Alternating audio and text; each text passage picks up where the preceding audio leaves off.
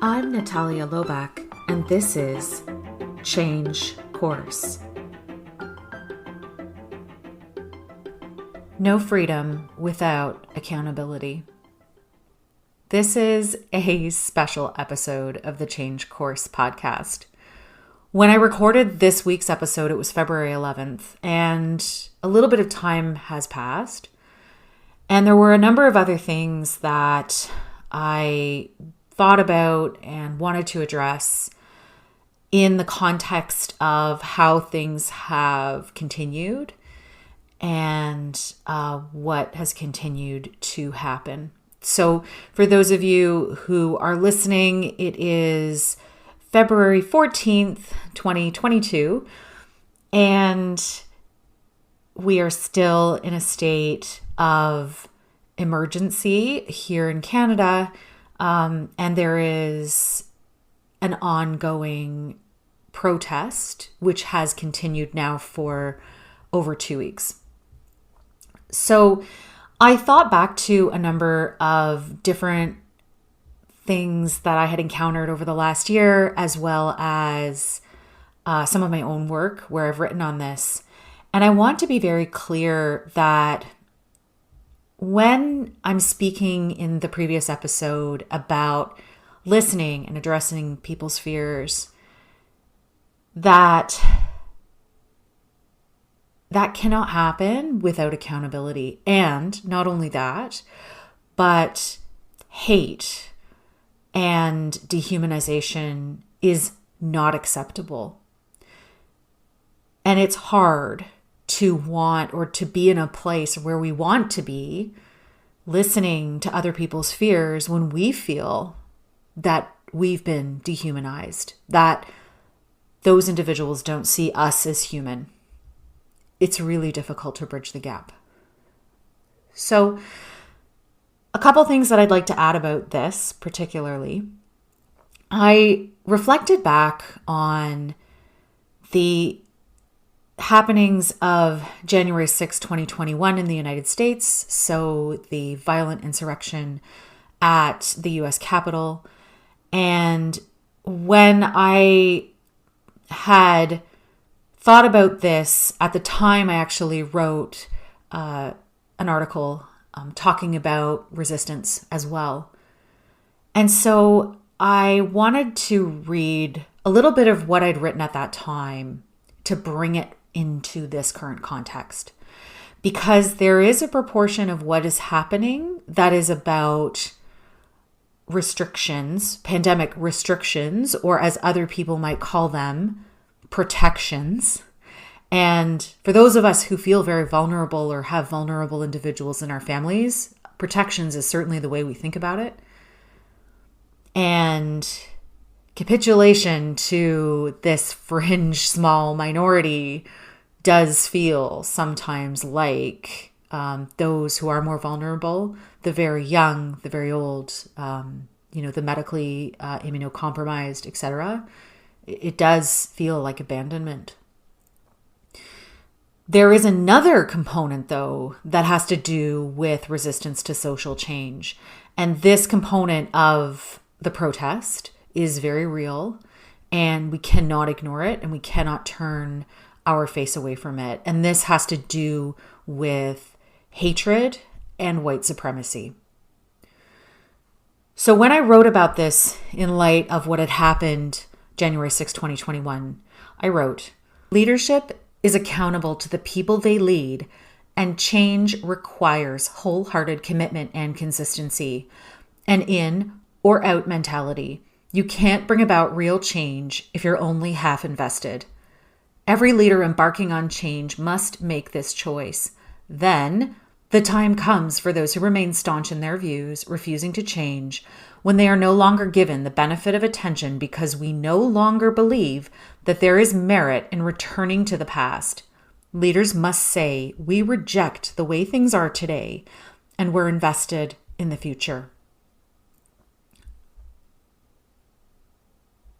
I still feel very strongly that this is true. When we're looking at change, it really does require, at the last and most difficult stage, that leaders continue on I think one factor that is creating a lot of division right now is that although we have this group that is quite politically active, we also have those who want to make the choice, want to have personal choice around their decisions to get vaccinated. And the challenge here is that there has been quite a bit of derision and dehumanization of individuals who would make that choice. And this isn't the first time that we've seen something like this. Different groups of people use this tool all the time. I'm not going to get into that. There's a wonderful podcast by Dr. Brene Brown on Unlocking Us, which I'm going to link. It's titled Brene on Words, Actions, Dehumanization, and Accountability. And it was her response to the happenings of January 6th. It's a really good resource to revisit now and think about in this context. So while there are leaders who are dehumanizing others, while it may be tempting to dehumanize those that are making specific choices, my feeling on this and my encouragement to leaders has consistently been to not do that. It's about choice and respecting that choice and respecting people as human, whoever they are and whatever choices they decide to make. At the same time, choosing to espouse hateful views and choosing to espouse a rhetoric that is based in dehumanization of others and hate is just, it's not acceptable. And so I thought of another piece of work that I had recently encountered, actually. So there's a really great podcast by Dr. Maya Shankar called A Slight Change of Plans, and I'll link that as well. She had an incredible conversation with a gentleman by the name of Daryl Davis. Daryl Davis is a Black man. He is a musician. And in this episode, he tells his personal story of getting members to leave the KKK, which is, in terms of the gravity that it would take to do something like that, it is truly amazing. What I found really inspiring about his story is that he didn't seek necessarily to shame people or do anything, but through his intervention and through his humanizing interactions with people who would seek to destroy him, they changed their minds. So I'll leave you with this. And this is another piece from the article that I wrote, which I'll link as well, so you can revisit that. The most wonderful thing about people is that we are capable of change, big, transformative, and exciting change. We can bring these changes to others and uplift them in the process. Our organizations and systems are capable of this too. They can change with us. Change is powerful. In exchange, it requires decision, commitment, and consistency. Even the strongest resistance fades over time when collectively we decide to no longer give it the attention it needs to sustain, to grow. It will fade because we actively reject it and because we've chosen to invest in a different and a better vision of the future. The last thing I'll leave you with today is a thought on accountability, and really that there is no freedom without accountability. There is no freedom without responsibility. And so those who are saying today that they're seeking freedom, my question is always, where's the accountability that goes along with that? So you can't have freedom unless you also have responsibility. Responsibility to people in your community, people in the broader world. And it's really important. And what I fear is happening right now is that accountability is being overlooked. And this is hard and it's awkward, but accountability is not punishment. That's different. So again, take a listen to Dr. Brene Brown in the episode that I'll link in the show notes.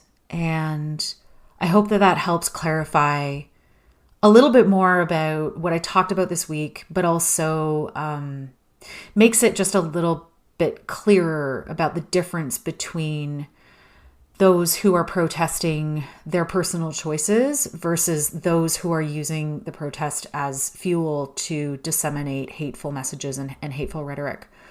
There's no freedom without accountability, and there is no freedom without responsibility. And the key here is that these things go hand in hand. So what we need to do at this point is to hold those accountable for their actions.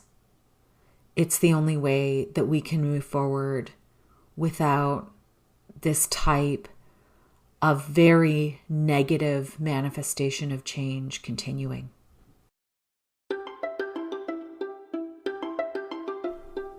Thank you for listening.